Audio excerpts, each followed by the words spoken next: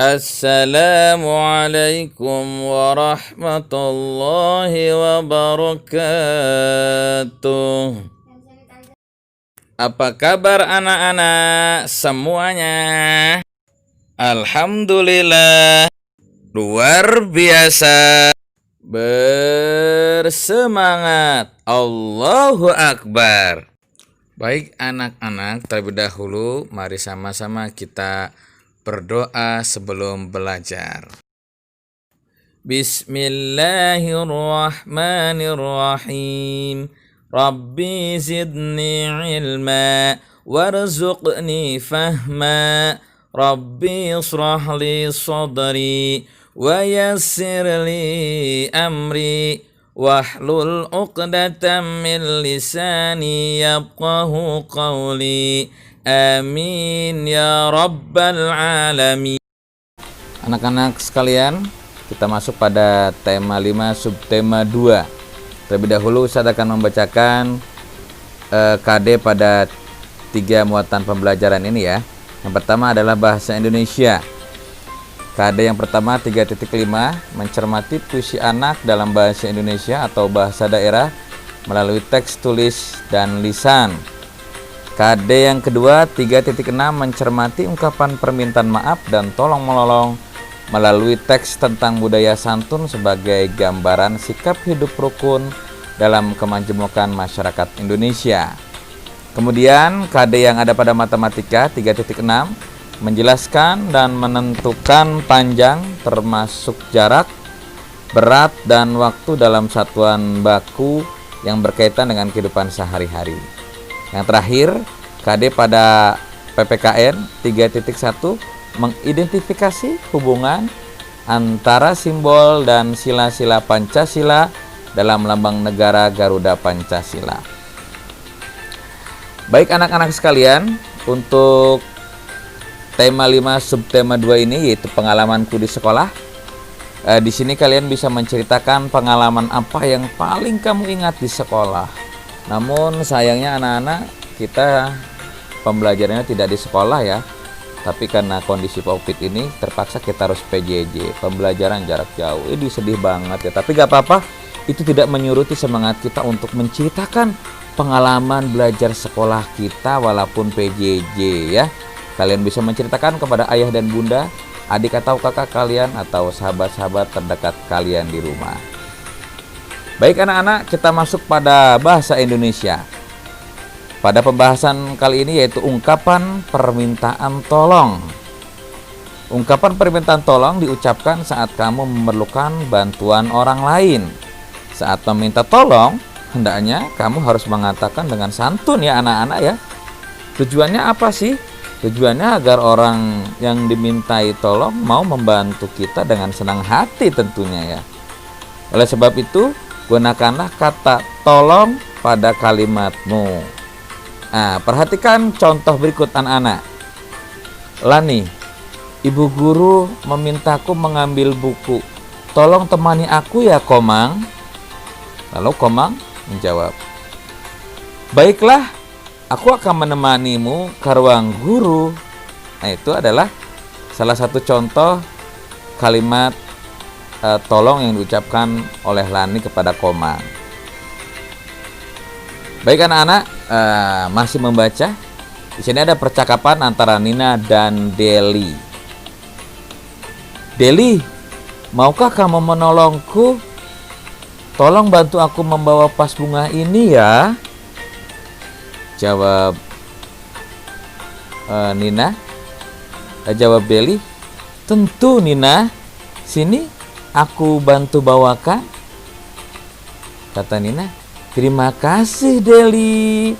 Nah ini salah satu contoh juga permintaan tolong antara Nina dan Deli ya. Selanjutnya anak-anak, percakapan Nina dan Tony masih dengan meminta tolong ya. Kita lihat di sini percakapan Nina dan Tony. Nina, Tony, sampah-sampah ini sudah aku kumpulkan. Boleh kan aku minta tolong padamu? Jawab Tony. Tentu Dina. Apa yang bisa aku bantu? Nina, tolong ambilkan tempat sampah ya Tony, agar kamu lebih mudah membuangnya nanti. Jawab Tony, baik Nina, tunggu sebentar ya. Lalu Nina, terima kasih Tony. Dan dibalas oleh Tony, sama-sama Nina. Nah, ini adalah percakapan antara Nina dan Tony ketika Nina meminta tolong kepada Tony. Baik anak-anak, selanjutnya kita membaca puisi. Nah, ada beberapa hal yang perlu kalian perhatikan dalam membaca puisi anak-anak. Saat membaca puisi, kamu harus memahami makna dari setiap kata di dalam puisi tersebut. Kamu juga perlu memperhatikan artikulasi, intonasi, dan ekspresi. Artikulasi berarti kejelasan pengucapan saat kita membaca puisi tersebut. Nah, kemudian intonasi berarti ketepatan nada saat kita membaca puisi. Dan yang terakhir, ekspresi berarti raut wajah kita saat membaca puisi. Nah, ini adalah 3 hal yang sangat penting yang perlu kalian perhatikan ketika kalian membaca puisi, yaitu artikulasi, intonasi, dan ekspresi. Baik anak-anak, perhatikan kembali mengenai membaca puisi. Membaca puisi tidak boleh terburu-buru ya, harus perlahan dan pasti. Setiap kata harus dilafalkan dengan jelas. Tidak boleh ada yang tidak jelas didengarnya nanti. Kemudian dilafalkan artinya diucapkan nak, ya, dengan jelas. Perlihatkan wajah yang sesuai dengan puisi yang dibaca ya nak ya. Kalau puisi tentang rasa senang, tentu dibaca dengan wajah yang gembira, riang. Itu ketika puisi yang membawakan tentang rasa senang. Dan kalau puisinya tentang kesedihan, tentu dibaca dengan wajah yang sedih, wajah yang begitu mendalami tentang puisi tersebut, memang berisikan tentang kesedihan anak-anak. Seperti itu ketika membaca puisi. Nah, anak-anak, di sini akan ada contoh puisi tentang pelangi. Di sini Ustadz akan mencontohkannya ya. Pelangi, karya Suprida. Warna-warni melengkung di angkasa, tampak indah buat mata terpana. Ada 7 warnanya, ada merah, kuning, jingga, hijau, biru, nila, ungu pun ada. Kemunculannya tak terduga, tapi biasanya ia hadir setelah hujan reda. Baik anak-anak, tadi contoh Ustadz membaca puisi. Nah, sekarang dalam puisi terdapat makna kata yang mungkin kita tidak ketahui kalau kita tidak mencarinya melalui kamus, atau kita bertanya dengan bapak guru, dengan ayah bunda, dengan kakak, atau dengan teman-teman yang mungkin bisa mengartikan kata tersebut. Baik, setiap kata-kata dalam puisi memiliki makna anak-anak, ya, ada artinya. Untuk mengetahui makna kata-kata tersebut, kamu dapat mengetahuinya dari kamus atau bertanya pada guru ataupun orang tuamu. Contoh kata-kata dalam puisi: melengkung, berkeluk seperti bentuk busur ya. Kalian pernah lihat busur ya? Bentuknya melengkung. Nah, itu arti daripada melengkung. Terpana,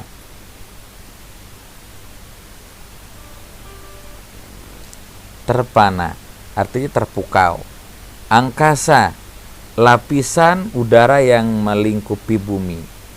Reda, mulai berkurang atau hampir berhenti. Nah, ini adalah kata-kata pada puisi yang memiliki makna tersendiri. Baik anak-anak, selanjutnya kita masuk pada pembahasan matematika. Kita akan membahas tentang mengubah satuan ukuran panjang. Kalian perlu mengingat kembali hubungan antara satuan panjang, meter, dan sentimeter berikut. 1 meter sama dengan 100 cm. Berdasarkan hubungan tersebut, kita dapat mengubah satuan berikut ya. Contoh, panjang tali 100 cm. Itu artinya sama dengan 1 meter. 100 cm sama dengan 1 meter. Contoh lagi, panjang meja 2 meter itu sama dengan 200 cm. Contoh lagi, lebar kelas 2 6 meter sama dengan 600 cm. Contoh lagi, tinggi tiang bendera 800 cm sama dengan 8 meter. Ayo anak-anak kita mengukur. Ini contoh yang dilakukan oleh Tony. Tony mengukur panjang daun kelapa dengan meteran. Panjang daun kelapa tersebut 100 cm atau artinya 1 meter. Ya, kita diingatkan oleh Nina, ingatlah 100 cm sama juga dengan 1 meter. Pengukuran panjang menggunakan alat ukur baku. Anak-anak, coba ingat kembali cara mengukur panjang menggunakan alat ukur baku. Apa itu alat ukur baku? Alat ukur baku itu seperti penggaris, meteran kain, meteran roll kecil, dan meteran roll besar. Hasil pengukuran tersebut dapat ditulis dalam satuan meter, ya, berupa M kecil ya, atau sentimeter berupa cm, yang mana ditulis juga dengan huruf kecil. Kemudian, pengukuran dengan alat ukur baku menghasilkan hasil yang sama, walaupun diukur oleh orang yang berbeda. Coba anak-anak perhatikan contoh hasil pengukuran panjang berikut. Panjang sapu 160 cm. Itu artinya sama dengan 1 meter lebih 60 cm. Contoh lagi, panjang bambu 210 cm. Itu artinya sama dengan 2 meter lebih 10 cm. Contoh yang ketiga, lebar papan tulis 320 cm sama dengan 3 meter lebih 20 cm. Alhamdulillah anak-anak, matematik sudah selesai. Sekarang kita masuk ke pembelajaran PPKN. Kita akan membahas pengamalan sila pertama Pancasila di sekolah. Pancasila harus diamalkan dalam kehidupan sehari-hari anak. Pengalaman sila pertama Pancasila di sekolah memiliki tujuan sebagai berikut anak-anak. Yang pertama, kita memohon kepada Tuhan agar setiap kegiatan di sekolah dapat terlaksana dengan baik. Yang kedua, mengembangkan sikap saling menghormati kepada teman dalam menjalankan ibadah sesuai ajaran agamanya masing-masing. Yang ketiga, membina kerukunan dengan teman walaupun teman kita berbeda agama. Itu adalah contoh-contoh sikap ataupun pengamalan sila pertama Pancasila di sekolah. Nah, perhatikan anak-anak. Nah, Ustadz punya cerita dari 3 gambar ini ya. Kalian bisa lihat gambar yang pertama, beribadah sesuai dengan agamanya masing-masing atau keyakinannya masing-masing ya. Dan gambar yang kedua, kita tidak boleh mengganggu teman yang sedang beribadah ya. Karena kita sebagai warga negara Indonesia memiliki kepercayaan masing-masing, dan ketika teman kita sedang beribadah, kita tidak boleh mengganggu mereka. Begitupun ketika kita sedang beribadah, kita juga tidak boleh diganggu oleh teman-teman kita. Dan gambar yang ketiga, kita berdoa sebelum belajar. Nah, ini harus kita lakukan anak-anak ya. Setiap pagi walaupun PJJ, kalian harus berdoa ya, dipandu oleh Ustadz Buki ataupun Ustazah Istiqomah atau Ustazah Neneng, Ustadz Roji Ustazah Ade, Ustazah Devi ya. Sebelum belajar kita harus berdoa terlebih dahulu meminta kepada Allah Subhanahu wa taala agar diberikan ilmu yang banyak dan bermanfaat. Kemudian pengamalan sila kedua Pancasila di sekolah. Sila kedua Pancasila mengajarkan kita untuk menyayangi sesama manusia anak-anak, termasuk menyayangi dan menghormati guru dan teman-teman. Berikut contoh pengamalan sila kedua Pancasila di sekolah. Yang pertama, memperhatikan saat guru mengajar di kelas ya. Jadi kalau ustadz dan ustazah sedang mengajar, tidak boleh ada yang main-main, tidak boleh ada yang bercanda, harus fokus dan memperhatikan ustadz dan ustazah. Yang kedua, ikut memberi sumbangan untuk petugas sekolah yang sakit ya. Kalau ada guru kita ataupun karyawan yang sakit, kita harus memberikan respon kita sebagai bentuk kita peduli kepada guru ataupun karyawan di sekolah yang sedang sakit. Baik anak-anak, di sini ada percakapan antara Deli dan Nina mengenai perilaku ataupun pengamalan sila kedua Pancasila. Selamat ya Deli, kamu memang hebat. Terima kasih Nina. Nah di sini Deli bersikap rendah hati dan tidak sombong, walaupun dia berprestasi dan dipuji oleh Nina. Dia tetap menjadi anak yang tidak sombong atas prestasi yang dia telah raih. Kemudian gambar yang kedua, menghormati dan menyayangi guru. Ya, ketika ada guru, kita harus hormat, harus mendengarkan apa yang diperintahkan oleh ustadz dan ustazah. Dan walaupun tidak ada ustadz dan ustazah, kita juga tidak boleh gaduh, tidak boleh berisik yang berada di kelas. Seperti itu anak-anak, itu adalah pengamalan sila kedua Pancasila di sekolah. Baik anak-anak, di sini masih ada cerita lagi ya. Ayo kita bagi tugas piket hari ini.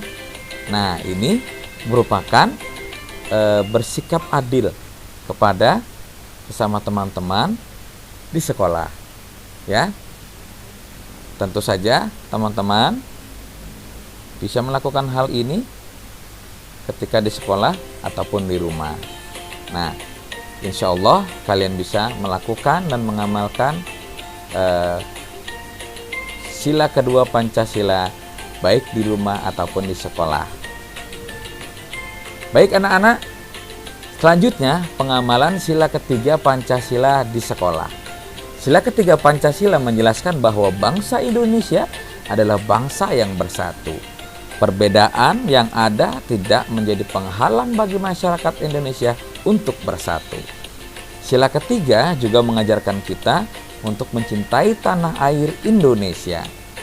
Sikap cinta tanah air dapat kita tunjukkan dengan beberapa cara berikut ini anak-anak. Yang pertama, menggunakan produk buatan dalam negeri.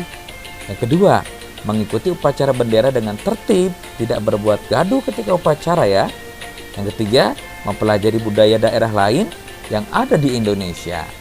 Yang keempat, bekerja sama membersihkan ruang kelas. Nah, ini merupakan pengamalan sila ketiga Pancasila di sekolah. Anak-anak, di sini ada beberapa gambar bentuk pengamalan Pancasila sila ketiga. Sila ketiga itu bunyinya Persatuan Indonesia.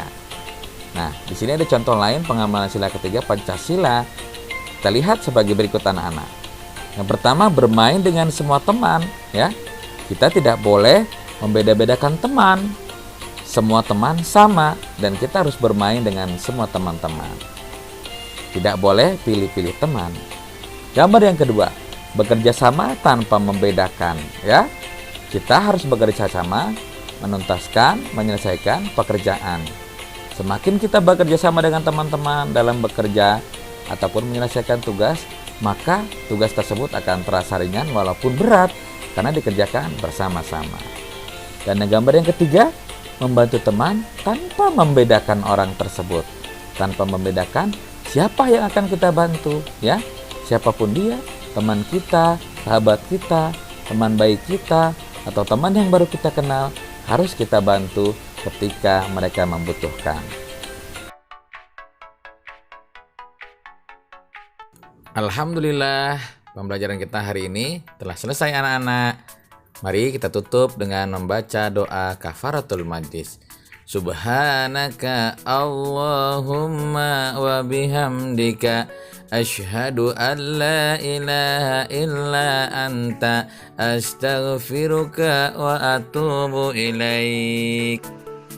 Wassalamualaikum warahmatullahi wabarakatuh.